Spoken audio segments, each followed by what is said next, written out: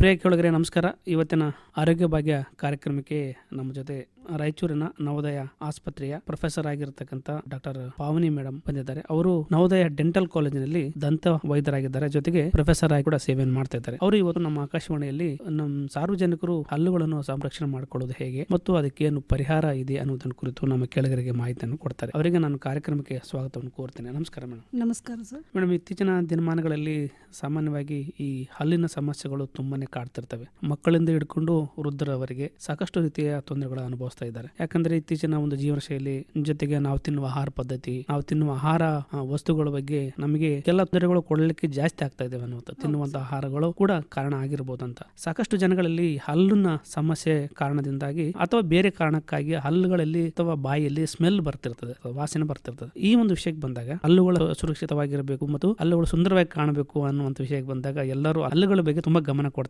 ಚಂದವಾಗಿ ಕಾಣಬೇಕು ಮತ್ತೆ ಹಲ್ಲುಗಳು ಚೆನ್ನಾಗಿದ್ರೆ ಮುಖದ ಮೇಲೆ ಒಳ್ಳೆ ಲಕ್ಷಣ ಕಾಣಿಸ್ತದೆ ಅನ್ನುವಂಥ ಉದ್ದೇಶದಿಂದ ಮಾಡ್ಕೊಳ್ಳಿಕ್ಕೆ ಸಾಕಷ್ಟು ಯುವತಿಯರು ಯುವಕರು ತುಂಬಾನೇ ಪ್ರಯತ್ನ ಮಾಡ್ತಿರ್ತಾರೆ. ಹಾಗಾಗಿ ಅದ್ರ ಜೊತೆಗೆ ಈ ಸ್ಮೆಲ್ ಅಂತಕ್ಕಂಥದ್ದು, ವಾಸನೆ ಅನ್ನುವಂಥದ್ದು ಎಲ್ಲರೂ ಪಕ್ಕದಲ್ಲಿ ಯಾರಾದ್ರೂ ಇದ್ರೆ ಒಂಥರ ಕೆಟ್ಟದಾಗಿ ಅವರನ್ನು ನೋಡುವಂತ ದೃಷ್ಟಿಕೋನ ಬದಲಾಗ್ತದೆ. ಹಾಗಾಗಿ ಯಾಕೆ ಸ್ಮೆಲ್ ಬರ್ತದೆ ಹಲ್ಲುಗಳಿಂದ ಅಥವಾ ಬಾಯಿಂದ ಯಾಕೆ ಸ್ಮೆಲ್ ಬರ್ತದೆ? ತಾವು ದಂತ ವೈದ್ಯರಾಗಿ ಇದಕ್ಕೇನು ಪರಿಹಾರ ಹೇಳ್ತೀರಾ? ಬಹಳ ಬೆಸ್ಟ್ ಕ್ವಶನ್. ಇವತ್ ನಾಳೆ ಎಲ್ಲರಿಗೆ ನಾರ್ಮಲ್ ಆಗಿ ಕಾಮನ್ ಕ್ವಶನ್ ಅಂತ ನೀವು ಕೇಳಿರಿ ಅಂತ ಹೇಳ್ಬಹುದು. ಈ ಹಲ್ಲಲ್ಲಿ ಇರೋ ವಾಸನೆ ಮೇನ್ ರೀಸನ್ ಇದೆ ಅಂದ್ರೆ ಸರಿಯಾಗಿ ಬ್ರಷ್ ಮಾಡಿಲ್ಲ ಅಂತ ಕಾರಣ ಸರ್. ಬ್ರಷ್ ಮಾಡೋ ವಿಧಾನ ಅಂತ ಹೇಳ್ಬಿಟ್ಟು ಒಂದು ಡೆಂಟಿಸ್ಟ್ ಹತ್ರ ಹೋದ್ರೇನೆ ಅವ್ರು ಕರೆಕ್ಟ್ ಆಗಿ ಹೆಂಗ್ ಬ್ರಷ್ ಮಾಡಬೇಕು ಅಂತ ಹೇಳ್ಬಿಟ್ಟು ಒಂದು ಪ್ರೊಸೀಜರ್ ಇರುತ್ತೆ ಸರ್, ಬ್ರಷಿಂಗ್ ಪ್ರೊಸೀಜರ್. ಈಗ ನಮ್ಮ ಬಾಯಿಗೆ ಒಂದು 4 ಭಾಗದಲ್ಲಿ ನಾವು ಡಿವೈಡ್ ಮಾಡ್ಕೊಂಡ್ರೆ ಮೇಲೆದ ಭಾಗ ಕೆಳಗಿನ ಭಾಗ ಸರ್, 2 ಭಾಗದಲ್ಲಿ ಮೇಲೆ ಹಲ್ಲಿಗೆ ಒಸಡಿ ಮೇಲೆ ಇರ್ತದ ಅಂತ ಹೇಳ್ಬಿಟ್ಟು ಮೇಲಿಂದ ಕೆಳಗಡೆ ಬ್ರಷ್ ಸ್ಟ್ರೋಕ್ 45 ಡಿಗ್ರಿ ಆಂಗುಲೇಷನ್ ಇಂದ ನಾವು ಹಿಂಗ ಸ್ಟ್ರೋಕ್ ಕೊಡ್ಬೇಕು ಸರ್. ಕೆಳಗಿನ ಹಲ್ಲಿಗೆ ಕೆಳಗಿನ ಒಸಡಿ ಕೆಳಗಿರೋ ಕಾರಣ ಸ್ಟ್ರೋಕ್ ಕೆಳಗಿಂದ ಮೇಲೆ 45 ಡಿಗ್ರಿ ಆಂಗುಲೇಷನ್ ಬ್ರಷ್ ಇಟ್ಕೊಂಡು ಕೊಡ್ಬೇಕು ಸರ್. ಆಮೇಲೆ ಟೈಪ್ ಆಫ್ ಬ್ರಷ್ ಹೆಂಗಂದ್ರೆ ತುಂಬಾ ಹಾರ್ಡ್ ಬ್ರಷ್, ಯೂಶಲಿ ಮೆತ್ ಏನಿದೆ ಅಂದ್ರೆ ಎಷ್ಟು ಗಟ್ಟಿ ಬ್ರಷ್ ಆಮೇಲೆ ಎಷ್ಟು ರಫ್ ಆಗಿ ನಾವು ಪೌಡರ್ ಯೂಸ್ ಮಾಡಿದ್ರೆ ಹಲ್ಲ ಅಷ್ಟು ಚೆನ್ನಾಗ್ ಆಗ್ತಾವ, ಕ್ಲೀನ್ ಆಗ್ತಾವ, ವೈಟ್ ಕಾಣ್ತಾವ ಅಂತ ಹೇಳ್ಬಿಟ್ಟು ಒಂಥರ ದುರ್ವಾಸನೆ ಹೋಗುತ್ತೆ ಅಂತ ಹೇಳ್ಬಿಟ್ಟು ಒಂದು ಹಳೆ ಕಾಲದಿಂದ ಒಂದು ಲೈಕ್ ಚಾರ್ಕೋಲ್ ಆಗ್ಲಿ ಡಿಫ್ರೆಂಟ್ ವೆರೈಟೀಸ್ ಆಫ್ ಪೌಡರ್ಸ್ ಆಗ್ಲಿ ಯೂಸ್ ಮಾಡೋದಿದ್ರೆ ಅದು ಯೂಸ್ ಮಾಡಬಾರ್ದು ಸರ್. ಅದರಿಂದ ಏನಾಗುತ್ತೆ, ನಮ್ಮ ಹಲ್ಲಿನ ಮೇಲೆ ಇರೋ ಒಂದು ಲೇಯರ್ ಎನಾಮಿಲ್ ಅಂತ ತುಂಬಾ ಗಟ್ಟಿ ಲೇಯರ್ ಇರುತ್ತೆ, ಅದು ಮೇನ್ ನಮ್ಮ ಹಲ್ಲಿಗೆ ತುಂಬಾ ಪ್ರೊಟೆಕ್ಷನ್ ಕೊಡುವಂತಹ ಲೇಯರ್ ಸರ್. ಅದು ನಾವು ಈ ತರ ಎಲ್ಲ ಕೇರ್ಲೆಸ್ನೆಸ್ ಲಿಂದ ಆ ಲೇಯರ್ ನ ನಾವು ಲೂಸ್ ಮಾಡ್ಕೊಂತೀವಿ. ಸೊ ಅದ್ರ ಆ ತರ ನಾವು ಪೌಡರ್ ಕೂಡ ಆಗ್ಲಿ, ಗಟ್ಟಿ ಬ್ರಷ್ ಅನ್ನ ಆಗ್ಲಿ, ಆಮೇಲೆ ತುಂಬಾ ಫೋರ್ಸ್ಫುಲ್ ಸ್ಟ್ರೋಕ್ ಅನ್ನ ಆಗ್ಲಿ ಆ ತರ ಎಲ್ಲ ನಾವು ಉಪಯೋಗಿಸಬಾರ್ದು ಸರ್. ಇಲ್ಲಿ ಯಾವ ಬ್ರ್ಯಾಂಡ್ಗೆ ನಾನು ಈ ತರ ಇದು ಪ್ರಮೋಟ್ ಮಾಡಂತ ಹೇಳಲ್ಲ. ಯಾವುದೇ ಪೇಸ್ಟ್ ನೀವು ತಗೊಳ್ಳಿ ಸರ್, ಅದ್ರೊಳಗೆ ಫ್ಲೋರೈಡ್ ಅಂಶ ಇರೋಂಥ ಪೇಸ್ಟ್ ನೀವು ತಗೋಬೇಕು. ಸೊ ಫ್ಲೋರಿಡೇಟೆಡ್ ಟೂತ್ ಪೇಸ್ಟ್ ಇರೋ ಕಾರಣಲ್ಲಿ ಏನಾಗುತ್ತೆ ಅಂದ್ರೆ ನಮಗೆ ಫ್ಲೋರೈಡ್ ಅಂಶ ನಮ್ಮ ಹಲ್ಲಿಗೆ ಹುಳಕ್ಕ ಅದು ಒಂಥರ ಸಂರಕ್ಷಣೆ ಕೊಡುತ್ತೆ ಸರ್. ಸೊ ಅಂತದ್ದು ಟೂತ್ ಪೇಸ್ಟ್ ಬೆಟರ್ ಏನಂದ್ರೆ ಡೆಂಟಿಸ್ಟ್ ಸಲಹಾ ತಗೊಂಡ್ಬಿಟ್ಟು ಆ ಪೇಸ್ಟ್ ಯೂಸ್ ಮಾಡಿದ್ರೆ ನಮ್ಮ ಹಲ್ಲುಗಳು ಸುರಕ್ಷವಾಗಿ. ಈಗ ಪೇಸ್ಟ್ ಅಂತ ಹೇಳಿದ್ರೆ ಡೆಂಟಿಸ್ಟ್ ಗೆ ಭೇಟಿ ಆದ ತಕ್ಷಣ ಅವರು ಒಳ್ಳೆ ಒಂದು ಪೇಸ್ಟ್ ಅನ್ನು ಬರ್ಕೊಡ್ತಾರೆ. ಅದೇ ಯಾವ ಪೇಸ್ಟ್ ಯಾವ ತರ ಸರ್? ಈ ಪೇಸ್ಟ್ ಗಳು ಹೆಂಗಂದ್ರೆ ಇವಾಗ ಮಾರ್ಕೆಟ್ ಅಲ್ಲಿ ಡಿಫ್ರೆಂಟ್ ವೆರೈಟೀಸ್ ಆಫ್ ಪೇಸ್ಟ್ ಇದಾವೆ ಸರ್. ಆಮೇಲೆ ಒಬ್ರೊಬ್ರಿಗೆ ಈ ಕಲರ್ ಮಾಡಿದ್ರೆ ಚೆನ್ನಾಗಿ, ಈ ಟೇಸ್ಟ್ ಇದ್ರೆ ಚೆನ್ನಾಗಿ ಅಂತ ಹೇಳ್ಬಿಟ್ಟು ಒಂದಿರುತ್ತೆ. ನೀವು ಕಲರ್ ಟೇಸ್ಟ್ ಗಿಂತ ಜಾಸ್ತಿ ಫಸ್ಟ್ ಇಂಪಾರ್ಟೆನ್ಸ್ ನಿಮ್ಗೆ ಆ ಪೇಸ್ಟ್ ಅಲ್ಲಿ ಫ್ಲೋರೈಡ್ ಇದೆ ಇಲ್ಲ ಅಂತ ಅದೊಂದು ಅಂಶ ನೋಡ್ಬೇಕಾಗತ್ತೆ ಸರ್. ಆ ಫ್ಲೋರೈಡೇ ನಮ್ಗೆ ಟೂತ್ಗೆ ನಮ್ಮ ಹಲ್ಲಿಗೆ ಪ್ರೊಟೆಕ್ಷನ್ ಕೊಡೋಂತ ಒಂದು ಇದು ಇರುತ್ತೆ ಸರ್. ಸೊ ಹಂಗಾಗಿ ಆ ತರ ಪೇಸ್ಟ್ ಯೂಸ್ ಮಾಡ್ಕೊಂಡ್ರೆ ತುಂಬಾ ಒಳ್ಳೇದು ಸರ್. ತರ ಸ್ಮೆಲ್ ಬಂದಾಗ ಅಥವಾ ಬಾಯಲ್ಲಿ ಏನೋ ಕೆಟ್ಟ ವಾಸನೆ ಇದ್ದಾಗ ವೈದ್ಯರನ್ನು ಭೇಟಿ ಆಗ್ತಾರೆ, ಆದ್ರೆ ಕೆಲವೊಂದು ಹಂಗೆ ನೆಗ್ಲೆಕ್ಟ್ ಮಾಡ್ತಾರೆ. ಈ ತರ ನೆಗ್ಲೆಕ್ಟ್ ಮಾಡೋದ್ರಿಂದ ಏನು ತೊಂದರೆ ಆಗುತ್ತೆ? ಹೌದು ಸರ್. ಈಗ ಹಲ್ಲಿ ಒಳಗೆ ನಮಗೆ ಒಂದು ಪೆಲಿಕರ್ ಲೇಯರ್ ಅಂತ ಹೇಳ್ಬಿಟ್ಟು ಒಂದು ಡಿಪಾಸಿಷನ್ ಆಗುತ್ತೆ ಸರ್. ನಾವು ಅರ್ಲಿ ಮಾರ್ನಿಂಗ್ ಲೈಕ್ ನೀವು ಎದ್ದ ತಕ್ಷಣ ನೀವು ಟಂಗ್ ಜಸ್ಟ್ ಹಿಂಗ್ ಫ್ಲೋ ಮಾಡಿದ್ರೆ ನಿಮ್ಗೆ ಒಂಥರ ಸ್ಮಾಲ್ ಪಾರ್ಟಿಕಲ್ ಲೇಯರ್ ಅಂತ ಒಂದಿರುತ್ತೆ. ಆ ಪೆಲಿಕರ್ ಲೇಯರ್ ನಾವು ಕ್ಲೀನ್ ಮಾಡ್ಕೊಂಡಿಲ್ಲ ಅಂದ್ರೆ ಅಲ್ಲೇ ನಮ್ಗೆ ಮೈಕ್ರೋನಿಸಮ್ಸ್ ಎಲ್ಲ ಗ್ರೋ ಆಗ್ಬಿಟ್ಟು ನಮ್ಗೆ ಕೇರೀಸ್ ಆಗ ಪ್ರೊಸೀಜರ್ಗಳು ಸ್ಟಾರ್ಟ್ ಆಗ್ತಾವ. ಅದಕ್ಕೆ ನಾವು hidden caries or white spot lesion ಅಂತ ಹೇಳ್ತೀವಿ ಸರ್. ಅದರಿಂದನೇ ಎನಾಮಿಲ್ಗೆ ಡಿಮಿನರಲೈಸೇಷನ್ ಅಂದ್ರೆ ನಮ್ಮ ಎನಾಮಿಲ್ ಒಳಗಿರೋ ಮಿನರಲ್ಸ್ ಲಾಸ್ ಆಗೋದು ಸ್ಟಾರ್ಟ್ ಆಗ್ಬಿಡ್ತದೆ ಸರ್. ಅಲ್ಲಿಂದನೇ ನಾವು ಕೇರ್ ತಗೋಬೇಕು. ಅಲ್ಲಿಂದ ನಾವು ಸಪೋಸ್ ಕೇರ್ಲೆಸ್ ಮಾಡಿದ್ರೆ ಅಲ್ಲಿಂದ ನಮ್ ಫಸ್ಟ್ ಜೆಂಜಾವಲ್ ಪ್ರಾಬ್ಲಮ್, ಸೆಕೆಂಡ್ ನಿಮ್ಗೆ ಡೆಂಟಲ್ ಕೇರೀಸ್, ಅದರಿಂದ ಆಹಾರ ಪದಾರ್ಥ ನಿಂತು ವಾಸನೆ ಸ್ಟಾರ್ಟ್ ಆಗ್ಬಿಡ್ತದೆ ಸರ್. ಸಂದುಗಳಲ್ಲೆಲ್ಲ ಆಹಾರ ಪದಾರ್ಥ ನಿಂತು ಬಿಡುತ್ತೆ. ಸೊ ನೀವು ಬ್ರಷ್ ಅಂದ್ರೆ ಓನ್ಲಿ ಬ್ರಷಿಂಗ್ ಅಂತ ಹೇಳ್ಬಿಟ್ಟು ಇಲ್ಲಿ ನೀವರೆಗೆ ಎಲ್ಲರೂ ಬ್ರಷ್ ಚೆನ್ನಾಗಿ ಮಾಡ್ತಾ ಇದಾರ. ಇವತ್ ನಾಳೆ ಎಲ್ಲ ಯೂಟ್ಯೂಬ್ ಅಲ್ಲಿ ಎಲ್ಲ ಗೇಮ್ಸ್ ಗಳು ಎಲ್ಲ ಬಂದಾವ. ಈವನ್ ಹುಡುಗರ್ಗು ತುಂಬಾ ಉನ್ನತಿ ಬರ್ತಾ ಇದೆ. ಬಟ್ ಇಂಟರ್ ಡೆಂಟಲ್ ಅಂದ್ರೆ ಎರಡು ಹಲ್ಲಿನ ನಡುವೆ ಅಂತ ಹೇಳ್ಬಿಟ್ಟು ಒಂದು ಫ್ಲಾಸ್ ಅಂತ ಒಂದು ಬರುತ್ತೆ ಸರ್. ಆ ಫ್ಲಾಸಿಂಗ್ ನಾವು ಮಾಡ್ಕೊಂಡು ಎರಡು ಹಲ್ಲಿನ ನಡುವೆ ಆ ಏರಿಯಾನು ನಾವು ಕ್ಲೀನ್ ಮಾಡಬಹುದು. ಅದರಿಂದ ಆಹಾರ ಪದಾರ್ಥ ಎಲ್ಲ ಕ್ಲೀನ್ ಮಾಡಬಹುದು. ಅದು ನಮ್ ಬ್ರಷ್ ಲಿಂದ ಕ್ಲೀನ್ ಆಗಲ್ಲ. ಆ ತರ ಡೆಂಟಲ್ ಫ್ಲಾಸ್ ವ್ಯಾಕ್ಸ್ಡ್ ಫ್ಲಾಸಸ್ ಅಂತ ಸಿಗ್ತಾವ ಸರ್. ಎನಿ ಕಂಪನಿ ಆಗಿ ಯೂಶಲಿ ಅಲ್ಲಿ ತುಂಬಾ ಚೆನ್ನಾಗಿ ವ್ಯಾಕ್ಸ್ ಫ್ಲಾಸ್ ಸಿಗ್ತಾವ. ಅದು ಒಂದು ಪ್ರೊಸೀಜರ್ ಇರುತ್ತೆ. ಡೆಂಟಿಸ್ಟ್ ಹತ್ರ ಹೋದ್ರೆ ಎವ್ರಿ 3 months ಒಂದ್ಸತಿ ಕಂಪಲ್ಸರಿ ಡೆಂಟಿಸ್ಟ್ ವಿಸಿಟ್ ಹೋಗ್ಬೇಕು ಸರ್. ಎಷ್ಟೊಂದ್ ಜನ ನಾವು ಅಡಿಕೆ ತಗೊಂಡ್ರೆ ನಮ್ಗೆ ಆಹಾರ ಆಗುತ್ತೆ, ಜೀರ್ಣ ಆಗುತ್ತೆ, ಆಮೇಲೆ ಪಾನ್ ತಿಂದ್ರೆ ನಾವು ಚೆನ್ನಾಗಿರ್ತೀವಿ. ಪ್ಲೀಸ್ ದಯಮಾಡಿ ಅವೆಲ್ಲ ಏನು ಯೂಸ್ ಮಾಡಬಾರ್ದು. ಈಗ ಅಡಿಕೆ ಆಗ್ಲಿ ಅಂತವೆಲ್ಲ ಆಗ್ಲಿ all kind of different kind of acids ಎಲ್ಲ ಸೆಕ್ರೆಟ್ ಆಗಿ ನಮ್ಮ ಬಾಯಿಗೆಲ್ಲ ದುಷ್ಪ್ರಭಾವಗಳು ಕಾಣ್ತಾವ ಅದರಿಂದ. ಸೊ ಅವೆಲ್ಲ ಯೂಸ್ ಮಾಡಬಾರ್ದು. ಫ್ರೆಶ್ನರ್ ಆಗಿ ನೀವು ಡಿಫ್ರೆಂಟ್ ಕೈಂಡ್ ಆಫ್ ಲವಂಗ ಆರ್ ಯಾಲಕ್ಕಿ ಅಂತವೆಲ್ಲ ಸ್ವಲ್ಪ like if you feel so much of like ನಿಮಗೆ ಫ್ರೆಶ್ನೆಸ್ ಬೇಕು ಅಂದ್ರೆ ಈ ತರ ಎಲ್ಲ ನೀವು ಯೂಸ್ ಮಾಡಬಹುದು. ಮೇಡಮ್, ಈಗ 2 ಸಲ ಬ್ರಷ್ ಮಾಡೋದ್ರಿಂದ ಮತ್ತು ಚೆನ್ನಾಗಿ ಬಾಯಿಯನ್ನು ತೊಳ್ಕೊಳ್ಳೋದ್ರಿಂದ ಈ ಒಂದು ಬಾಯಿಯ ಒಂದು ದುರ್ವಾಸನೆ ಕಡಿಮೆ ಆಗುತ್ತದೆ ಅಂತ ಹೇಳಿದ್ರೆ, ಈಗ ಬ್ರಷ್ ಮಾಡಿಕೊಂಡ್ರು ಕೂಡ ಸ್ಮೆಲ್ ಕಾಣಿಸ್ತಿದ್ದಾರೆ, ಕೆಲವರೆಲ್ಲ ಸ್ಮೆಲ್ ಇರ್ತದೆ. ಅವಾಗ ಏನು ಯಾವಾಗ ಸ್ಮೆಲ್ ಆಗೋದು 2 ಕಾರಣ. ನಂಬರ್ 1 ನಾವು ಆಸ್ ಜಸ್ಟ್ ನಾವು ಡಿಸ್ಕಸ್ ಮಾಡಿವಿ, ಸರಿಯಾಗಿ ಬ್ರಷ್ ಆಗಿಲ್ಲ. Second thing diseases sir, systemic disorders ಏನಾನ ಇದಾವ. ಫಾರ್ ಎಕ್ಸಾಂಪಲ್ ಡಯಾಬಿಟಿಸ್ ಮೆಲಿಟಸ್, ಅದಕ್ಕೆ ನಾವು ಸಕ್ಕರೆ ವ್ಯಾಧಿ ಅಂತ ಹೇಳ್ತೀವಿ. ಅದು ಫಸ್ಟ್ ಸೈನ್ ನಮ್ಗೆ ಬಾಯಲ್ಲಿ ದುರ್ವಾಸನೆ. ಸೊ ಎಷ್ಟೊಂದು ಡಯಾಬಿಟಿಸ್ ಮೆಲಿಟಸ್ ನಮ್ ಕ್ಲಿನಿಕ್ ಅಲ್ಲಿ ನಾವು ಜಸ್ಟ್ ವಾಸನೆ ನೋಡಿ ಪ್ರೀ ಡಯಾಬಿಟಿಕ್ ಅಂತ ಡಯಾಗ್ನೋಸ್ ಮಾಡ್ತೀವಿ ಸರ್. ಅದನ್ನ ನೋಡ್ಬಿಟ್ಟು ನಾವು ನೆಗ್ಲೆಕ್ಟ್ ಮಾಡೋದಿಲ್ಲ. ಸೊ ಯೂಶುವಲಿ ಡಯಾಬಿಟಿಸ್ ಮೆಲಿಟಸ್ ಆದಾಗ ನಮ್ಗೆ ಫಸ್ಟ್ ಫ್ಲೋ ರೇಟ್ ಆಗಲಿ, ಸಲೈವಾ ಆಗಲಿ, ವಿಸ್ಕಾಸಿಟಿ ಆಗಲಿ ತುಂಬಾ ಚೇಂಜಸ್ ಆಗ್ಬಿಡ್ತಾವೆ ಸರ್. ಅದರಿಂದ ಏನಾಗುತ್ತೆ, ಆಹಾರ ಪದಾರ್ಥ ನಿಂತು ದುರ್ವಾಸನೆ ಬರೋದು ಸ್ಟಾರ್ಟ್ ಆಗುತ್ತೆ. Next different kind of medicine sir. For example hypertensive, any different ಡಿಸೀಸಸ್ಗೆ ನಾವು ಏನ್ ಮೆಡಿಸಿನ್ ತಗೊಂತೀವಿ ಸರ್, ಅದರಿಂದನೂ ಸಲೈವರ್ ಫ್ಲೋ ಕಮ್ಮಿ ಆಗ್ಬಿಟ್ಟು ನಮ್ಗೆ ಈ ತರ ಸ್ಮೆಲ್ ಬರುತ್ತೆ ಸರ್. ಸೊ ಬೆಸ್ಟ್ ಏನಂದ್ರೆ ಮೌತ್ ವಾಷಸ್. ಇಫ್ ಡಾಕ್ಟರ್ ನಮ್ಗೆ ಪ್ರಿಸ್ಕ್ರೈಬ್ ಮಾಡಿದ್ದು ಮೌತ್ ವಾಷಸ್ ಅಂದ್ರೆ ಕ್ಲೋರ್ಹೆಕ್ಸಿಡಿನ್ ಆಗಲಿ, ಡೈಲ್ಯೂಟೆಡ್ ಕ್ಲೋರ್ಹೆಕ್ಸಿಡಿನ್ ಆಗಲಿ ನಾವು ಯೂಸ್ ಮಾಡಬೇಕು. ಇಲ್ಲಪ್ಪ ನಮ್ಗೆ ಅದು ಬೇಕಾಗಿಲ್ಲ, we are brushing 2 times a day ಅಂತಂದ್ರೆ ನಾರ್ಮಲ್ ವಾಟರ್ ಅಲ್ಲಿ just suppose if you are not hypertensive ಸ್ವಲ್ಪ ರಾಕ್ ಸಾಲ್ಟ್ ಹಾಕಿ ಅದರಿಂದ ಗಾರ್ಗಲ್ ಮಾಡಬೇಕು. ತುಂಬಾ ಒಳ್ಳೇದು ಸರ್ ಅದು. ಓಕೆ ಮೇಡಮ್, ಈಗ ಹಲ್ಲುಗಳಿಗೆ ತೊಂದರೆಗಳು ಬರ್ತಕ್ಕಂಥದ್ದು ಬೇರೆ ಬೇರೆ ರೀತಿಯ ಸಮಸ್ಯೆಗಳು ಬರ್ತಿರ್ತವೆ. ಯಾವ ಕಾರಣಕ್ಕಾಗಿ ಸಮಸ್ಯೆಗಳು ಬರ್ತವೆ ಮೇಡಮ್? ಸರ್ ಫಸ್ಟ್ ಈಸ್ ನಮ್ಗೆ ಓರಲ್ ಹೈಜೀನ್ ಕೇರ್. ನಾವು ಓರಲ್ ಹೈಜೀನ್ ಕೇರ್ ಸರಿಯಾಗಿ ತಗೊಂಡಿಲ್ಲ ಅಂದ್ರೆ ನಮ್ಗೆ ಹಲ್ಲು ಪ್ರಾಬ್ಲಮ್ ಬರೋದೇ. ಯಾಕಂತಂದ್ರೆ ನಾವು 12 hours ಫಾಸ್ಟ್ ನಾವು ಮಲಗಿರ್ತೀವಿ. ನೆಕ್ಸ್ಟ್ ಡೇ ಮಾರ್ನಿಂಗ್ ನಾವು ಯಾವಾಗ ಎದ್ದೇಳ್ತೀವಲ್ಲ, ಎದ್ದ ತಕ್ಷಣ ನಮ್ಗೆ ಓರಲ್ ಹೈಜೀನ್ ಕೇರ್ ಅಂತೂ it is a normal Indian practice. But ನಾವೇನ್ ಮಾಡ್ತೀವಿ ಅಂದ್ರೆ ನೈಟ್ ಟೈಮ್ ನಾವು ನೆಗ್ಲೆಕ್ಟ್ ಮಾಡ್ತೀವಿ sir. Night time very rarely we brush. So we have to make an habit ಏನಂದ್ರೆ ನಮಗೆ ನೈಟ್ ಟೈಮ್ ಬ್ರಷಿಂಗ್ ಕಂಪಲ್ಸರಿ ಆಗ್ಬೇಕು sir. Night time brush we have to have a habit. ನೀವು ಮಾಡಿದ್ರೆ ನಿಮ್ಮ ಮಕ್ಕಳು ಮಾಡ್ತಾರೆ. ಸೊ ಜಸ್ಟ್ ನೀವು ಬ್ರಷ್ ಕೈಯಲ್ಲಿ ಹಿಡ್ಕೊಂಡ್ರೆ ನಿಮ್ಮ ಮಕ್ಳು ಕೈಯಲ್ಲಿ ಹಿಡ್ಕೊಂತಾರೆ. ಆ ಥರ generation wise we have to come out. ಈಗ ಎಷ್ಟೊಂದು ಜನ ಇರ್ತಾರೆ ಎಲೆಕ್ಟ್ರಾನಿಕ್ ಬ್ರಷಸ್ ಅವೆಲ್ಲ, like people who are not a special health child ಆ ಥರ ಎಲ್ಲಿದ್ರೆ ಆ ಥರ ಬ್ರಷಸ್ ಎಲ್ಲ ಯೂಸ್ ಮಾಡ್ಬೋದು, ಇಲ್ಲಂತಿಲ್ಲ. ಬಟ್ ಆದಷ್ಟು ನೀವು ಬ್ರಷ್ ಯೂಸ್ ಮಾಡಿ. ಎಷ್ಟೊಂದು ಜನ ಹೇಳ್ತಾರೆ ಊಟ ಆದ ನಂತರ ನಮಗೆ ಟೂತ್ ಪೇಸ್ಟ್ ಟೇಸ್ಟ್ ಸರಿ ಅನ್ಸಲ್ಲ ಅಂದರೆ without toothpaste also, but you have to brush your teeth 2 times a day. ಯಾಕಂತಂದ್ರೆ ನಾವು ಬೆಳಗ್ಗಿಂದ ಸಾಯಂಕಾಲವರೆಗೆ ನಿಯರ್ ಅಬೌಟ್ 10 to 12 times ಊಟ ಮಾಡಿರ್ತೀವಿ ಸರ್. ಬ್ರೇಕ್ಫಾಸ್ಟ್, ಸ್ನ್ಯಾಕ್ಸ್, ಊಟ, ನಿಡವೆ ತಿಂದಿ, in between some milk or whatever will be eating sir.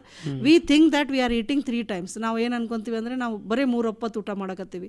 In between ಎಲ್ಲ ಕೌಂಟ್ ಮಾಡಿದ್ರೆ 15 to 16 times ಊಟ ಮಾಡ್ತೀವಿ ಸರ್. ಅದು ನಾವು ಕ್ಲೀನ್ ಮಾಡ್ಬೇಕಂದ್ರೆ ಓನ್ಲಿ 12 hours a day ಸರಿ ಹೋಗಲ್ಲ ಸರ್. 24 hours ಅಲ್ಲಿ ನಾವು 2 times a day compulsory brush ಮಾಡ್ಲಿಕ್ಕೆ ಬೇಕು. ನೈಟ್ ಟೈಮ್ ನಿಮ್ಗೆ ಸರಿ ಅನ್ಸ್ತಾ ಇಲ್ಲ. For example as one more is like if you are travelling, ಹೌದಪ್ಪ ನೀವು ಬ್ರಷ್ ಕ್ಯಾರಿ ಮಾಡಕ್ ಆಗ್ತಾ ಇಲ್ಲ ಅಂತ ಟೈಮಲ್ಲಿ cucumber or carrot you can chew. ಆ ಥರ ಚ್ಯೂ ಮಾಡಿದ್ರೆ ನಿಮಗೆ ಫೈಬ್ರಸ್ ಫುಡ್ಲಿಂದ ಹಲ್ಲು ಏರಿಯಾ ಎಲ್ಲಿ ನಮಗೆ ಹಲ್ಲು ಆಹಾರ ಪದಾರ್ಥ ಎಲ್ಲ ಸಿಗಾಕೊಳ್ಳೋದು ಎಲ್ಲ ಚಾನ್ಸಸ್ ಇರ್ತಾವ, ಆ ಏರಿಯಾ ಎಲ್ಲ ಕ್ಲೀನ್ ಆಗ್ತಾವೆ ಸರ್. ಓಕೆ ಮೇಡಮ್, ಈಗ ಹಲ್ಲಿಗಳಿಗೆ ಬೇರೆ ಬೇರೆ ರೀತಿಯ ಸಮಸ್ಯೆಗಳು ಕಂಡು ಬರ್ತವೆ. ಯಾವ್ಯಾವ ಸಮಸ್ಯೆಗಳು ಕಂಡು ಬರ್ತವೆ ಸರ್? ಫಸ್ಟ್ ಆಫ್ ಆಲ್ ನಮಗೆ ಫಸ್ಟ್ ಹಲ್ಲಿಗೆ ಪ್ರಾಬ್ಲಮ್ ಬರ್ತಿರೋದು ನಾರ್ಮಲ್ ಜಿಂಜೈವಲ್ ಪ್ರಾಬ್ಲಮ್ ಅಂದ್ರೆ ವಸಡಿ ಪ್ರಾಬ್ಲಮ್. ಆ ವಸಡಿ ಪ್ರಾಬ್ಲಮ್ ಒಂದ್ಸತಿ ವಸಡಿಗೆ ಹಲ್ಲಿಗೆ ಕನೆಕ್ಷನ್ ಲೂಸ್ ಆಯ್ತಂತಂದ್ರೆ ಮತ್ತೆ ಬರ್ತಾ ಬರ್ತಾ ಬರ್ತಾ ನಮಗೆ ಅದು ಬೋನ್ ಪ್ರಾಬ್ಲಮ್ ಎಲ್ಲ ಸ್ಟಾರ್ಟ್ ಆಗ್ಬಿಡ್ತಾವೆ ಸರ್. ಅದಕ್ಕೆ ಅಲ್ವಿಲಾರ್ ಬೋನ್ ಪ್ರಾಬ್ಲಮ್ ಅಂತ, ಪೆರಿಯಾಪೈಕಲ್ ಇನ್ಫೆಕ್ಷನ್ ಅಂತ ಹೇಳ್ಬಿಟ್ಟು ಸ್ಟಾರ್ಟ್ ಆಗುತ್ತೆ ಸರ್. ಅದಕ್ಕೆ ನಮ್ಮ ಭಾಷೆಯಲ್ಲಿ ಪೆರಿಡೋಂಟೈಟಿಸ್ ಅಂತ ಹೇಳ್ತೀವಿ. ಅದರಿಂದನೇ ನಮಗೆ ಹಲ್ಲು ಟೋಟಲ್ ಲೂಸ್ ಆಗೋದು ಅಂತವೆಲ್ಲ ಪ್ರಾಬ್ಲಮ್ ಕಾಣ್ತಾವ. So first is gingivitis sir. Next comes your dental caries sir. ಅದಾದ ನಂತರ ಇವೆಲ್ಲ ಕಾರಣದಿಂದ ಹಲ್ಲು ಹೋಯ್ತಂದ್ರೆ ಮತ್ತೆ ಆ ಸ್ಪೇಸ್ ಸರ್, ಆ ಸ್ಪೇಸ್ಲಿಂದ ಬಗಲ ಹಲ್ಲು ಏನಾಗ್ತಾವ ಆ ಸ್ಪೇಸ್ ಮತ್ತೆ ಎನ್ಕಾರ್ಚ್ಮೆಂಟ್ ಮಾಡ್ಕೊಂಡ್ ಬಿಡ್ತಾವ ಸರ್. ಅದಕ್ಕೆ ಮೀಸಿಯಲ್ ಮೂವ್ಮೆಂಟ್ ಅಂತ ಹೇಳ್ತೀವಿ. ಫಾರ್ ಎಕ್ಸಾಂಪಲ್ ನಡುವೆ ಒಂದು ಹಲ್ಲು ಹೋಯ್ತಂದ್ರೆ ಹಿಂದಿನ ಹಲ್ಲು ಮುಂದಿನ ಹಲ್ಲು ಹಿಂದೆ ಬಂದ್ಬಿಟ್ಟು ಆ ಸ್ಪೇಸ್ ಕ್ಲೋಸ್ ಮಾಡ್ಬಿಡ್ತಾವೆ. ಬಟ್ ಏನಂದ್ರೆ ಹಿಂದಿನ ಹಲ್ಲು ಅದ್ರ ಹಿಂದೆ ಇರೋ ಹಲ್ಲುಗಳೆಲ್ಲ ಸಡಲ್ ಆಗ್ಬಿಡ್ತವೆ. ಹಂಗಾಗಿ ಆದಷ್ಟು ಎನಿ ಕಾರಣದಿಂದ suppose if you have lost your teeth immediate replacement ಮಾಡೋದು ನೀವು ಡೆಂಟಿಸ್ಟ್ ಹತ್ರ ಕೇರ್ ತಗೋಬೇಕು. ಮೇಡಮ್ ರೀಪ್ಲೇಸ್ಮೆಂಟ್ ಅಂತ ಹೇಳಿದ್ರೆ ಈಗ ಅದರಲ್ಲಿ ಬೇರೆ ಬೇರೆ ರೀತಿ ಟ್ರೀಟ್ಮೆಂಟ್ ಇದೆ. ಹೌದು ಸರ್. ಈಗ ಇಂಪ್ಲಾಂಟ್ ಅಂತ ಹೇಳ್ತೀವಿ, ಬೇರೆ ಬೇರೆ ಏನು ಇಂಪ್ಲಾಂಟ್ ಅಂದ್ರೆ ಏನು? ಹೌದು ಸರ್. ಸರ್ ಹಲ್ಲು ರಿಪ್ಲೇಸ್ಮೆಂಟ್ ಅಲ್ಲಿ ರಿಮೂವಲ್ ಪಾರ್ಷಿಯಲ್ ಡೆಂಚರ್ ಅಂತ ನಮ್ಮ ಭಾಷೆಯಲ್ಲಿ ಹೇಳ್ತೀವಿ ಸರ್. ಅದಕ್ಕೆ ರಿಮೂವಬಲ್ ಅಂದ್ರೆ ಏನು, ತೆಗೆದು ಇಡಬಹುದು.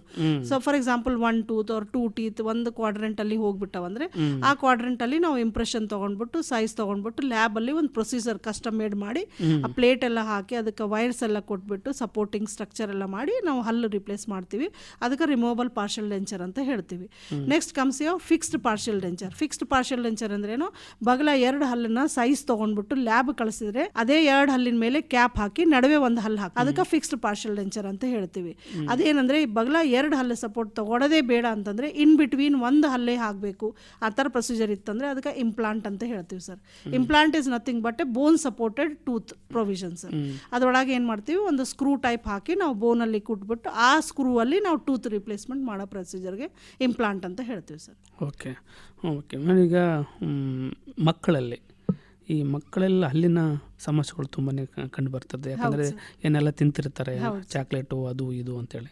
ವಿಶೇಷವಾಗಿ ಮಕ್ಕಳಲ್ಲಿ ಹೇಗೆ ಕೇರ್ ತೊಗೋಬೇಕು ಅದ್ರ ಬಗ್ಗೆ ಸ್ವಲ್ಪ ಹೇಳಿ ಸರ್. ಹುಟ್ಟಿದ ತಕ್ಷಣದಿಂದ 19 years ವರೆಗೆ ನಮ್ಮ speciality, since I am professor in pediatric dentistry. So ನಮ್ಮ ಏಜ್ ಗ್ರೂಪ್ 0 ಏಜ್ಲಿಂದ ಸ್ಟಾರ್ಟ್ ಆಗುತ್ತೆ ಸರ್. ಈವನ್ ಪ್ರೆಗ್ನೆಂಟ್ ಲೇಡೀಸ್ಗೂ ನಾವು ಕೇರ್ ತೊಗೊಳೋದು ಡೆಂಟಲ್ ಹೋಮ್ ಪ್ರೊಸೀಜರ್ ಅಂತ ಒಂದು ಇರುತ್ತೆ ಸರ್. ಅಲ್ಲಿ ನಾವು ಪ್ರೆಗ್ನೆಂಟ್ ಲೇಡೀಸ್ಗೆ ಐರನ್ ಸಪ್ಲಿಮೆಂಟ್ಸ್ ಆಗಲಿ, ಮಲ್ಟಿವೈಟಮಿನ್ ಸಪ್ಲಿಮೆಂಟ್ಸ್ ಆಗಲಿ, ಪ್ರೋಟೀನ್ ಅಲರ್ಜಿ ಮಾಲ್ನ್ಯೂಟ್ರಿಷನ್ ಇದ್ದರೆ ಅದ್ರ ಕೇರ್ ಆಗಲಿ ನಾವೆಲ್ಲ ಅಡ್ವೈಸ್ ಮಾಡೋ ಪ್ರಯತ್ನ ಮಾಡ್ತೀವಿ through our physician and OBG different kind of a doctor sir. ನಾವು comes with your dental care of new born baby. New born ಬೇಬಿಗೆ ನಮಗೆ ಗಮ್ ಪ್ಯಾಡ್ ಕೇರ್ ಅಂತ ಒಂದು ಇರುತ್ತೆ ಸರ್. ಹುಟ್ಟಿದ ತಕ್ಷಣ ಅದು ಮಾಡಬಾರ್ದು ಇದು ಮುಟ್ಟಬಾರ್ದು ಅಂತ ಅಲ್ಲ ಸರ್. ಕ್ಲೀನ್ ಹ್ಯಾಂಡಲಿಂದ ನಾವು ಫಿಂಗರಿಂದ ಗಮ್ ಮಸಾಜ್ ಎಲ್ಲ ಕ್ಲೀನ್ ಮಾಡಿಬಿಟ್ಟು ಟಂಗ್ ಎಲ್ಲ ಕ್ಲೀನ್ ಮಾಡೋದು ತುಂಬ ಇಂಪಾರ್ಟೆಂಟ್ ಸರ್. ನಾವು ಅದು ಮಾಡಿದರೆ ಏನಾಗುತ್ತೆ, ಆಹಾರ ಪದಾರ್ಥದೊಳಗೆ ಸಿಕ್ಕೊಳ್ಳೋದಿಲ್ಲ. ಆಮೇಲೆ ಕ್ಯಾಂಡಿಡಿಯಾಸಿಸ್ ಅಂತ ಒಂದು ರೋಗ ಸ್ಟಾರ್ಟ್ ಆಗುತ್ತೆ ಸರ್ ಮಕ್ಕಳ ಟಂಗ್ ಮೇಲೆ, ಬಕ್ಕಲ್ ಕ್ಯಾವಿಟಿ ಮೇಲೆ. ಆಹಾರ ಪದಾರ್ಥ ಅಂದ್ರೇನು, ಯೂಶಲಿ ಮಕ್ಕಳಿಗೆ ನ್ಯೂ ಬಾರ್ನ್ ಬೇಬಿಗೆ ಮಿಲ್ಕ್ ಇಸ್ ಯಾರ್ ಆಹಾರ ಪದಾರ್ಥ. ಅದೇನಾಗುತ್ತೆ, ನಿಂತು ಕ್ಯಾಂಡಿಡಿಯಾಸಿಸ್ ಅಂತ ಹೇಳ್ಬಿಟ್ಟು ರೋಗ ಬರುತ್ತೆ ಸರ್. ಅದು ಹಂಗಲ್ಲ, ನಾವು ಅವಕಾಶ ಕೊಡಬಾರ್ದು. So gum pad care. Next ನಮಗೆ ಹಾಲಿನ ಹಲ್ಲು ಬಾಯಲ್ಲಿ ಕಾಣ್ತಾವೆ ಸರ್. ಹೆಂಗೆ ಹಾಲಿನ ಹಲ್ಲು ಹೊರಗೆ ಬರ್ತಿರ್ತಾವೆ ಸರ್, ಹಂಗಂಗೆ ಕೇರ್ ತೊಗೊಳ್ಳೋದು. ಇವತ್ತು ನಾಳೆ ಫಿಂಗರ್ ಸಪೋರ್ಟೆಡ್ ಟೂತ್ ಬ್ರಷಸ್ ಬರ್ತಾ ಇದಾವೆ ಸರ್ ಮಾರ್ಕೆಟಲ್ಲಿ. ಅದು ಫಿಂಗರಲ್ಲಿ ಹಾಕ್ಬಿಟ್ಟು ಮಕ್ಕಳಿಗೆಲ್ಲ ನಾವು ಕ್ಲೀನ್ ಮಾಡಬೇಕಾಗುತ್ತೆ ಸರ್. ಅದಾದ ನಂತರ fluoridated tooth paste prescribed by dentist. ಯಾಕಂದರೆ ಆ ಏಜ್ ತಕ್ಕಷ್ಟು ನಾವು ಫ್ಲೋರೈಡ್, ಆ ಏರಿಯಾಯಲ್ಲಿ ಎಷ್ಟು ಫ್ಲೋರೈಡ್ ಸಪ್ಲೈ ಇದೆ ಅದನ್ನು ನೋಡಿಬಿಟ್ಟು ಕ್ಯಾಲ್ಕುಲೇಟ್ ಮಾಡಿಬಿಟ್ಟೆ ನಾವು ಪ್ರಿಸ್ಕ್ರೈಬ್ ಮಾಡ್ತೀವಿ. ಅಂಥದ್ದು ಟೂತ್ ಪೇಸ್ಟ್ ನಾವು ಯೂಸ್ ಮಾಡಬೇಕು. ಬಟ್ ಯೂಶಲಿ ನಾವು ನೋಡ್ತಿರೋದು ಏನಂದರೆ, ಒಂದು ಮಿತ್ ಇದೆ ಮಕ್ಕಳಲ್ಲಿ, ಹಾಲಿನ ಹಲ್ಲು ಹೋಯ್ತಂದರೆ ಅದಕ್ಕೆ ಏನು ಕೇರ್ ಮಾಡೋದು ಬೇಕಾಗಿಲ್ಲ. ಅದು ತುಂಬಾ ರಾಂಗ್ ಕಾನ್ಸೆಪ್ಟ್ ಇದೆ ಸರ್. ಯಾಕಂತಂದರೆ ಹಾಲಿನ ಹಲ್ಲೇ ಕೆಳಗಡೆ ನಮ್ಮ ಗಟ್ಟಿ ಹಲ್ಲಿಗೆ ಒಂದು ದಾರಿ ಕೊಡುತ್ತೆ ಸರ್. ನಮ್ದು ಹಾಲಿನ ಹಲ್ಲೇ ನಮಗೆ ಡ್ಯಾಮೇಜ್ ಇತ್ತು ಅಂದರೆ ಗಟ್ಟಿ ಹಲ್ಲು ಮೇಲೆ ಬರೋಕ್ಕೆ ತುಂಬ ತೊಂದರೆ ತೊಗೊತದ. ಒಂದೊಂದ್ಸತಿ ಸಬ್ಮರ್ಜ್ನೂ ಆಗ್ಬಿಡ್ತದ, ಮೇಲೆ ಅನ್ಕಲೋಸಿಸ್ ಆಗ್ಬಿಡ್ತದ, ಮೇಲೆ ಬರೋದೇ ಇಲ್ಲ. ಅಂತ ಟೈಮಲ್ಲಿ ನಾವು ತುಂಬಾನೇ ಕೇರ್ ತಗೋಬೇಕು. ಯಾವಕ ಹಾಲಿನ ಹಲ್ಲಿಗೆ ಸರ್. ಹಾಲಿನ ಹಲ್ಲಿಗೆ ಸ್ಮಾಲ್ ಕೇರೀಸ್ ಆದ್ರೂ, ಸ್ಮಾಲ್ ಪಿಟ್ ಆದ್ರೂ ಡಾಕ್ಟರ್ ಹತ್ರ ಹೋಗಿ ಅದಕ್ಕೆ ಪ್ರಾಪರ್ ಆಗಿ ಟ್ರೀಟ್ಮೆಂಟ್ ತಗೋಬೇಕಾಗುತ್ತೆ ಸರ್. ಮೇಡಮ್, ಸಾಕಷ್ಟು ಜನ ಏನ್ ಮಾಡ್ತಾರೆ, ಹಲ್ಲು ಬಿದ್ದೋದ್ಮೇಲೆ ಅದನ್ನ ತಗೊಂಡು ಕುಟ್ಟಿ ಪುಡಿ ಮಾಡಿ ಅದು ಎಲ್ಲೋ ಒಗೆಯೋದು ಅಥವಾ ಯಾವುದೇ ಗಿಡದ ಮೇಲೆ ಹಾಕೋದು ಒಂದು ನಂಬಿಕೆ ಇದೆ. ಆಮೇಲೆ ಇಲ್ಲಾಂದ್ರೆ ಪ್ರೆಗ್ನೆನ್ಸಿ ಯಾರಿರ್ತಾರೆ ಅವರು ಮನೆ ಮೇಲೆ ಹಾಕೋದು, ಈ ಥರ ನಂಬಿಕೆ ಈಗಲೂ ಇದೆ ಜನಗಳಲ್ಲಿ. ಅದು ಏನು ಮಾಡೋದ್ರಿಂದ ಏನಾಗುತ್ತೆ ಅಂತ ಸರ್, ಅವ್ರವ್ರ ಬಿಲೀಫ್ ಅದು. ಅದಕ್ಕೆ ನಾವೇನು we cannot tell anything. ಅದು ಬಿಲೀಫ್ ಇದೆ. ಬಟ್ ಹಾಲಿನ ಹಲ್ಲು ಹುಚ್ಚೋದ್ಮೇಲೆ ಕರೆಕ್ಟಾಗಿ ಗಟ್ಟಿ ಹಲ್ಲು ಆ ಟೈಮ್ ಬರ್ತಾ ಇದೆ ಅಂದ್ರೆ ಡಾಕ್ಟರ್ ಹತ್ರ ಹೋಗಿ ಕೇರ್ ತಗೋಬೇಕು. ಆ ಬಿಲೀಫ್ ಇದೆ ಸರ್, ಅವ್ರವ್ರ ನಂಬಿಕೆ. ಅದು ನಾವು ನಂಬಿಕೆಗೆ we cannot tell anything. ಆ ಥರ ಮಾಡೋದ್ರಿಂದ ಮತ್ತೆ ಒಳ್ಳೆ ಹಲ್ಲುಗಳು ಬರ್ತಾವ ಇಲ್ಲ ಸರ್, ಆ ಥರ ಏನಿಲ್ಲ. ಜೆನೆಟಿಕ್ ಅದು ಮಾಡೋಕ್ಕಿಂತ ಬೆಸ್ಟ್ ಏನಂದ್ರೆ ನಾವು ಪ್ರೇ ಮಾಡಬೇಕು, ನಮ್ಮ ಜೆನೆಟಿಕ್ಸ್ ಸ್ಟ್ರಾಂಗ್ ಇರಬೇಕು, ಚೆನ್ನಾಗಿ ಚೆನ್ನಾಗಿರೋ ಹಲ್ಲು ನಮ್ಮ ಮಕ್ಳಿಗೆ ಬರಬೇಕು, ಆ ಥರ ನಾವು ಅದರಿಂದ ಹಲ್ಲಿಗೆ ಚೆನ್ನಾಗಿ ಬರ್ತಾವಂತ ಆ ಥರ ಏನಿಲ್ಲ ಸರ್. ಬಟ್ ಒನ್ ಥಿಂಗ್ ಇಲ್ಲಿ ನಾನು ಹೇಳಕ್ಕೆ ಇಷ್ಟಪಡ್ತೀನಿ, ಗಟ್ಟಿ ಹಲ್ಲು ಯಾವಾಗ ಯೂಶಲಿ ಹುಡುಗರಿಗೆ ಮೋರ್ ಆಫ್ ಇಷ್ಟ ಇರೋಂತ ಅಂದರೆ sports activity, contact game activity sir. ಹುಡುಗರು ಏನು ಮಾಡ್ತಾರೆ, ಕಾಂಟ್ಯಾಕ್ಟ್ ಗೇಮ್ ಹೋದಾಗ ಏನೂ ಕೇರ್ ತೊಗೊಳಲ್ಲ sir. Different kind of a mouth guards ಅಂತ ಬರ್ತಾವೆ ಸರ್. ಎಸ್ಪೆಷಲಿ ಕಾಂಟ್ಯಾಕ್ಟ್ಸ್ ಗೇಮಲ್ಲಿ ಇವಾಗಂತೂ ಕಂಪಲ್ಸರಿ ಒಂದು ರೂಲ್ಸ್ ಆ್ಯಂಡ್ ರೆಗ್ಯುಲೇಷನ್ ಪ್ರಕಾರ mouth guard and facial guards ಅಂತ ಹೇಳ್ತಾವೆ ಸರ್. ಅವೆಲ್ಲ ನಾವು ಹಾಕ್ಕೊಳ್ಳೇಬೇಕು. ಬಟ್ ಯೂಶಲಿ ಸ್ಮಾಲ್ ಮಕ್ಳು ಇಲ್ಲಿ ಮಕ್ಕಳ ಮನೆಯಲ್ಲಿ ಏನೋ ಆಟ ಆಡಕತ್ತವ, ಏನೋ ಗಿಡದ ಮೇಲೆ ಏನೋ ಕೆಳಗೆ ಬಿದ್ದರು, ಈ ಗಟ್ಟಿ ಹಲ್ಲು ಯಾವಾಗ ಅವ್ರು ಯಂಗ್ ಅಡಲಸೆಂಟ್ ಇರುತ್ತೆ ಅವಾಗ ಗಟ್ಟಿ ಹಲ್ಲಿನ ಹುಚ್ಚು ಬಿತ್ತು ಅಂದರೆ ಅದನ್ನು ಹಿಂಗೆ ಮಾಡ್ತಾರೆ sir. As you have told, ತೊಗೊಂಡು ಪುಡಿ ಮಾಡಿ ಬಿಸಾಕೋದು ಆ ಥರ ಎಲ್ಲ ಮಾಡಬಾರ್ದು ಸರ್. ಈವನ್ ಗಟ್ಟಿ ಹಲ್ಲದು ಸ್ಮಾಲ್ ಪೀಸ್ ನಮ್ಮ ಹತ್ರ ತೊಗೊಂಡು ಬಂದರೂ ನಾವು ಅದನ್ನು ರೀಪ್ಲೇಸ್ ಅಡ್ಹೆಸಿವ್ ಹಾಕಿ ರೀಪ್ಲೇಸ್ ಮಾಡಿ ಅವ್ರಿಗೆ ನ್ಯಾಚುರಲ್ ಲುಕ್ ಕೊಡೋ ಪ್ರಯತ್ನ ಮಾಡ್ತೀವಿ ಸರ್. ಅದು ಗಟ್ಟಿ ಹಲ್ಲು ಬಿದ್ದ ತಕ್ಷಣ ಏಜ್ ಆಫ್ ದ ಪೇಷಂಟ್ ನೋಡಿ 20 minutes before the fall, suppose if it is like extra oral time 20 to 60 minutes ಇದ್ದರೆ ಅದು ಬೇರೆ ಪ್ರೊಸೀಜರ್ ಇದೆ. Extra oral time more than 60 minutes ಇದೆ ಅಂದರೆ ಅದಕ್ಕೂ ಬೇರೆ ಪ್ರೊಸೀಜರ್ ಇದೆ. ಸೊ ಎವ್ರಿ ಟೈಮ್ ಮೇಲೆ ಲೈಕ್ 20 minutes ಇಂದ 20 to 60 minutes, 60 minutes and above ಅಂತ ಹೇಳ್ಬಿಟ್ಟು ಒಂದು ಪ್ರೊಸೀಜರ್ ಇರುತ್ತೆ ಸರ್. ಎಕ್ಸ್ಟ್ರಾ ಓರಲ್ ಟೈಮ್ ಬಂತಂದರೆ ನಾವು ಹೆಂಗೆ ಕೇರ್ ತೊಗೋಬೇಕು. So for example all of A sudden ಒಂದು ಮಗು ಆಡ್ತಾ ಇದೆ, ಗಟ್ಟಿ ಹಲ್ಲು ಕೆಳಗೆ ಬಿತ್ತು, ಒಂದು ಅವಲ್ಷನ್ ಅಂತ ಒಂದು ಕಂಡೀಷನ್ ಅಂತ ಹೇಳ್ತೀವಿ. ಸಡನ್ ಆಗಿ ಪಾಪ್ಔಟ್ ಆಗ್ಬಿಡ್ತಾವೆ ಸರ್. ಹಲ್ಲು ಕೆಳಗೆ ಬಿದ್ದ ತಕ್ಷಣ, ನಾನು ಹೇಳ್ತಿರೋದು ಗಟ್ಟಿ ಹಲ್ಲು, ಅದು ಹಲ್ಲು ಕೆಳಗೆ ಬಿದ್ದ ತಕ್ಷಣ ಯೂಶಲಿ ಆಂಟೀರಿಯರ್ ಟೀತ್ ಅಂದರೆ ಫ್ರಂಟ್ ಟೀತ್ ಈ ಥರ ಪಾಪ್ಔಟ್ ಆಗಿ ಕೆಳಗೆ ಬಿದ್ದ ತಕ್ಷಣ ಅದನ್ನ ಐದರ್ ಸ್ಟೋರೇಜ್ ಮೀಡಿಯಾ ಅಂತ ಒಂದು ಇರುತ್ತೆ ಸರ್. ಸ್ಟೋರೇಜ್ ಮೀಡಿಯಾ ಅಲ್ಲಿ ನಾವು ಹಾಕ್ಕೊಂಡು ಬರಲಿಕ್ಕೆ ಬೇಕು, ಯಾಕಂದರೆ ಪೆರಿಡಾಂಟಲ್ ಲಿಗಮೆಂಟ್ ವಯಬಿಲಿಟಿ ನಮಗೆ ಬೇಕು, ಅಟ್ಯಾಚ್ಮೆಂಟ್ ಆಗಕ್ಕೆ ಬಾಯಿಬಲ್. ಸೊ ಆ ಟೈಮಲ್ಲಿ ನಮಗೆ either saliva, the best storage media is saliva sir. Saliva suppose ನಮಗೆ ಆ ಥರ ಪ್ಯಾನಿಕ್ ಆಗ್ತಾ ಇದ್ದೀರಿ ಅಂದರೆ ನಮ್ಮ ಬಾಯಲ್ಲಿ ದವಡೆಯಲ್ಲಿ ಸೈಡಲ್ಲಿ ಇಟ್ಕೊಂಡು ಬಂದು ಪೇಷಂಟ್ಗೆ ಕೇರ್ಫುಲ್ ಆಗಿ ಅದನ್ನು ನುಂಗ್ಲಾರ್ದಂಗೆ ಕರ್ಕೊಂಡು ಬರೋದು ಒಂದು ಪ್ರೊಸೀಜರ್ ಹೇಳ್ತೀವಿ ಸರ್. ಇಲ್ಲಾಂದ್ರೆ you can spit saliva in very clean sterile container and you can place that ಆ ಹಲ್ಲನ್ನ ಆ ಕಂಟೈನರಲ್ಲಿ ಸಲೈವ ಜೊತೆಗೆ ನೀವು ತೊಗೊಂಡು ಬರಬಹುದು. ಇಲ್ಲ ಅಂತಂದರೆ ನಾರ್ಮಲ್ ನಿಮ್ಮ coconut water, HBS solutions any dispensary ಹತ್ರ ಆರ್ ಎನಿ ಹಾಸ್ಪಿಟಲ್ಸ್ ಹತ್ರ ಹಾಸ್ಪಿಟಲ್ ಕೇರ್ ಸೆಂಟರ್ಸ್ ಅಲ್ಲಿ HBSS ಸೊಲ್ಯೂಷನ್ ಅಂತ ಒಂದಿರುತ್ತೆ ಸರ್. ಅದು ವಯಬಿಲಿಟಿ ಆಫ್ ಪೆರಿಡಾಂಟಲ್ ಲಿಗಮೆಂಟ್ ತುಂಬ ಚೆನ್ನಾಗಿ ಕೇರ್ ಕೊಡುತ್ತೆ ಸರ್. ಅದ್ರೊಳಗೆ ಹಾಕೊಂಡು ಬಂದರೆ ಇನ್ನೂ ಒಳ್ಳೆಯದು. ಸೊ ಅದನ್ನು ನಾವು ಟ್ರೀಟ್ಮೆಂಟ್ ಮಾಡಿಬಿಟ್ಟು ಮತ್ತೆ ಆ್ಯಸ್ ಇಟ್ ಈಸ್ ಬಾಯಲ್ಲಿ ಇಡೋ ಪ್ರಯತ್ನ ಮಾಡ್ತೀವಿ ಸರ್. ಮೇಡಮ್, ಈಗ ಮಕ್ಕಳಲ್ಲಿ ಈ ಡೆಂಟಲ್ ಕೇರ್ ತಗೊಳ್ಳೋದ್ರಲ್ಲಿ ತುಂಬ ಮಹತ್ವ ಅಂತ ಅನ್ನಿಸ್ತದೆ. ಏನು ಇಂಪಾರ್ಟೆಂಟು, ಹೇಗೆ ಅದರಲ್ಲಿ ವಿಶೇಷವಾಗಿ ಡಯಟ್ ಮಾಡಬೇಕು ಅನ್ನುವಂಥದ್ದು, ಏನು ಡಯಟ್ ಮಾಡಬೇಕು, ಏನು ಕೇರ್ ತೊಗೋಬೇಕಂತ sir? Usually mother if it is suffering with any iron deficiency or protein energy malnutrition any kind of deficiency ಏನೇನಿತ್ತಂದರೆ ಅದು ಮಕ್ಕಳಲ್ಲಿ ಬರೋ ಚಾನ್ಸಸ್ ಇರುತ್ತೆ.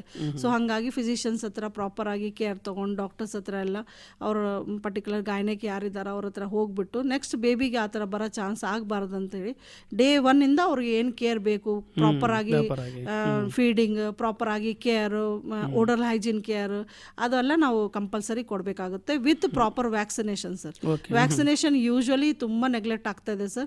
ಏನಂತಂದರೆ ಜಸ್ಟ್ ಮನೆಗೆ ಬಂದು ಹೇಳಿದ್ರೇ ಪೋಲಿಯೋ ಹಾಕ್ಕೊಳ್ಳೋದು, ಇಲ್ಲಂತಂದರೆ ಮನೆಗೆ ಅದೇನು ಮಾಡುತ್ತೆ, ಅದು ಪೋಲಿಯೋ ಹಾಕ್ಕೊಂಡ್ರೆ ಜ್ವರ ಬರುತ್ತೆ ಅಂಥವೆಲ್ಲ ಏನೂ ಇಲ್ಲ ಸರ್.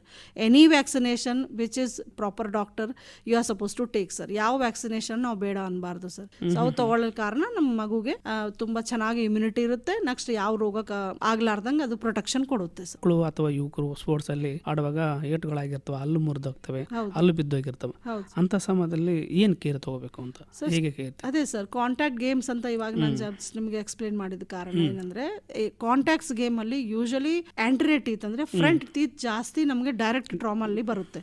ಇಂಡೈರೆಕ್ಟ್ ಟ್ರಾಮಾ ಫ್ರಾಕ್ಚರ್ ಅಂದ್ರೆ ನಮಗೆ ಮ್ಯಾಂಡಿಬಲ್ ಫ್ರಾಕ್ಚರ್ ಆಗುತ್ತೆ ಸರ್. ಫಾರ್ ಎಕ್ಸಾಂಪಲ್ ಏನಾದ್ರೆ ಚಿನ್ ಫಾರ್ ಎಕ್ಸಾಂಪಲ್ ಚಿನ್ಗೆ ಏನಾನ ಪೆಟ್ಟು ಬಿತ್ತಂದ್ರೆ ಫ್ರಾಕ್ಚರ್ ಆಗೋದು ನಮ್ದು ಕಾಂಡೈಲ್ ಸರ್.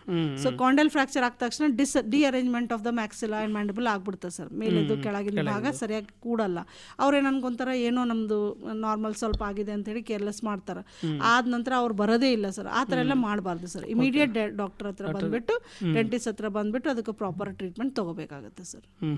ಮೇಡಮ್, ಈಗ ಪ್ರೆಗ್ನೆನ್ಸಿ ಟೈಮಲ್ಲಿ ಸಾಕಷ್ಟು ಜನ ಏನು ಮಾಡ್ತಾರೆ, ಹಲ್ಲುಗಳು ತಿಕ್ಕಬಾರ್ದು, ಬ್ರಷ್ ಮಾಡಬಾರ್ದು ಅಂತ ಸಲಹೆ ಕೊಟ್ಟಿರ್ತಾರೆ. ಆ ಥರ ಸಲಹೆ ಕೊಡೋದ್ರಿಂದ ನಿಜವಾಗ್ಲೂ ಆ ಥರ ಬ್ರಷ್ ಮಾಡೋದ್ರಿಂದ ಅಥವಾ ಹಲ್ಲು ತಿಕ್ಕೋದ್ರಿಂದ ಪ್ರೆಗ್ನೆನ್ಸಿ ಇರ್ತಕ್ಕಂಥವ್ರಿಗೆ ತೊಂದರೆ ಆಗ್ತದಾ? ಇಲ್ಲ ಸರ್, ತುಂಬ ರಾಂಗ್ ಸರ್ ಅದು. ಇನ್ಫ್ಯಾಕ್ಟ್ ಪ್ರೆಗ್ನೆನ್ಸಿಯಲ್ಲಿ ಇನ್ನೂ ಚೆನ್ನಾಗಿ ಕೇರ್ ಬೇಕು ಸರ್, ಓರಲ್ ಹೈಜಿನ್ ಕೇರ್. ಯಾಕಂತಂದರೆ hormones are at the different level of fluctuation sir, ಯಾವಾಗ ಪ್ರೆಗ್ನೆನ್ಸಿ ಇರುತ್ತೆ. ಈವನ್ ಪೋಸ್ಟ್ ಪ್ರೆಗ್ನೆನ್ಸಿ ಇಲ್ಲಿ ನಾನು ನೋಡಿದ್ದೀನಿ ಸರ್, ಎಷ್ಟೊಂದು ರೀಸನಲ್ಲಿ near about Raichur, near about 4 to 5 months ಬ್ರಷೇ ಮಾಡೋದಿಲ್ಲ sir. They not allowed. Like brush ಮಾಡಿದರೆ ಹಲ್ಲು ಉಚ್ಚೋಗ್ಬಿಡ್ತಾವೆ. ಅದು ಮಿತ್ತಿದೆ ಸರ್, ಪ್ಲೀಸ್. ಅದು ತುಂಬ ದೊಡ್ಡ ಮಿತ್ತಿದೆ ಸರ್. ಅದು ನಾವು ಕೇರ್ ತೊಗೊಂಡಿಲ್ಲ ಅಂದರೆ ಬರ್ತಾ ಮತ್ತೆ ನಮಗೆ ಬೇರೆ ತೊಂದರೆ ಬರ್ತಾವೆ ಮಾತ್ರ. ಅದರಿಂದ ಕೇರ್ ಏನು ಸಿಗಲ್ಲ. ಆದ ನಂತರ ಪ್ರೆಗ್ನೆನ್ಸಿ ಟೈಮಲ್ಲಿ ಅದೇನೋ ಹಲ್ಲು ಗಟ್ಟಿ ಆಗ್ಬೇಕಂತೇಳಿ ಸಮ್ ಬ್ಲ್ಯಾಕ್ ಪೌಡರ್ ಲೈಕ್ ನಸ್ಸಿ ಸಮಥಿಂಗ್ ಅದನ್ನೆಲ್ಲ ಹಚ್ಚಿಬಿಡ್ತಾರ. ಅದಕ್ಕೆ ಕಾರಣ ಏನಂದ್ರೆ ಅವ್ರೇನು ಅನ್ಕೊಂತಾರ, 2 ಹಲ್ಲಿನ ನಡುವೆ ಹಚ್ಕೊಂಡ್ಬಿಟ್ರೆ ಅದು ಆಹಾರ ಪದಾರ್ಥ ಸಿಗಲ್ಲ, ಅದು ಗಟ್ಟಿ ಆಗ್ಬಿಡ್ತಾರೆ. ನೋ ಸರ್, ಅದರಿಂದ ಇನ್ನೂ ಇನ್ಫೆಕ್ಷನ್ ಜಾಸ್ತಿ ಆಗಿ, ಜಿಂಜಾವಲ್ ಪ್ರಾಬ್ಲಮ್ ಜಾಸ್ತಿ ಆಗಿ, ಪೆರಡಾಂಟಲ್ ಪ್ರಾಬ್ಲಮ್ ಜಾಸ್ತಿ ಆಗಿ, ಹಲ್ಲು ಲೂಸ್ ಆಗೋ ಚಾನ್ಸಸ್ ಇನ್ನೂ ಜಾಸ್ತಿ ಆಗ್ತಾವೆ. ಆ ಮಾತು ಇದೆ. Like whenever pregnancy is there, we have to take it brushing ಏನಾದರೂ ಸ್ವಲ್ಪ ಸ್ಲೋ ಆಗಿ ಮಾಡಬೇಕು, ನಿಧಾನಕವಾಗಿ ಮಾಡಬೇಕು. ಯಾಕಂತಂದರೆ ಬ್ಲಡ್ ಸಪ್ಲೈ ತುಂಬ ಜಾಸ್ತಿ ಇರುತ್ತೆ ಸರ್. ಬ್ಲೀಡಿಂಗಲ್ಲಿ ಅಂಥ ಚಾನ್ಸಸ್ ಏನೇನಿತ್ತು, ಆ ಥರ ಏನೇನೋ ಜಿಂಜಾವಲ್ ಪ್ರಾಬ್ಲಮ್ಸ್ ಏನೇನಿದಾವೆ ಅಂದರೆ ಇಮಿಡಿಯೇಟ್ ಡೆಂಟಿಸ್ಟ್ ಹತ್ರ ಹೋಗ್ಬೇಕು ಸರ್. ಯಾಕಂತಂದರೆ first trimester and third trimester ನಾವು ಮಾಡ್ಬೋದು. ಆ ಥರ ಡಿಫ್ರೆಂಟ್ ಟ್ರೈಮಿಸ್ಟರಲ್ಲಿ ಹೋಗ್ಬಿಟ್ಟು ನಾವು ಡೆಂಟಲ್ ಟ್ರೀಟ್ಮೆಂಟ್ ತೊಗೋಬೋದು. ಮೇಡಮ್, ಒಳ್ಳೆಯ ಒಂದು ಮಾಹಿತಿಯನ್ನು ಕೊಟ್ಟರೆ. ಇದುವರೆಗೆ ನಮ್ಮ ಆಕಾಶವಾಣಿಗೆ ಬಂದು ಅಲ್ಲಿನ ಸಮಸ್ಯೆಗಳಿಗೆ ಪರಿಹಾರ ಹೇಗೆ ಮತ್ತು ಅಲ್ಲಿನ ಸಮಸ್ಯೆ ಆದಾಗ ನಾವೇನು ಕೇರ್ ತೊಗೋಬೇಕು ಅನ್ನೋದನ್ನು ಕುರಿತು, ಜೊತೆಗೆ ಅದಕ್ಕೇನು ಪರಿಹಾರ ಕಂಡುಕೋಬೋದು ಅನ್ನೋದನ್ನು ಕುರಿತು ಕೂಡ ನಮ್ಮ ಕೇಳುಗರಿಗೆ ಮಾಹಿತಿಯನ್ನು ಕೊಟ್ಟರೆ. ಇದುವರೆಗೆ ನಮ್ಮ ಆಕಾಶವಾಣಿಗೆ ಬಂದು ಮಾಹಿತಿಯನ್ನು ಕೊಟ್ಟದಕ್ಕಾಗಿ ತಮಗೆ ಧನ್ಯವಾದ ಮೇಡಮ್. ನನ್ನಿಂದನೂ ಥ್ಯಾಂಕ್ಸ್ ಇದು.